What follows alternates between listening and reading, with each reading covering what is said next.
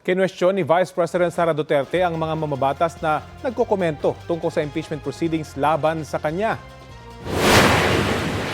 Like ordinary Filipinos, pabayaan na natin yan, no? Kasi yan naman yung opinion nila, yan naman yung damdamin nila. But it is different siguro kapag congressman na yung nagsasabi or senator na yung nagsasabi. Kasi magtatanong ka, bakit sobrang sigurado ka na tapos na ito?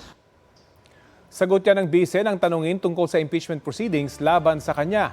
Hindi naman nagkomento ang bise ng tanungin tungkol sa pahayag ni House Justice Committee Member Terry Ridon na all but certain o halos sigurado nang makukuha ang kinakailangang boto.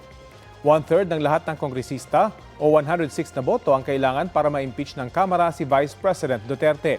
Kapag nakakuha ng sapat na boto, itatransmit ang articles of impeachment sa Senado na magsisilbing impeachment court.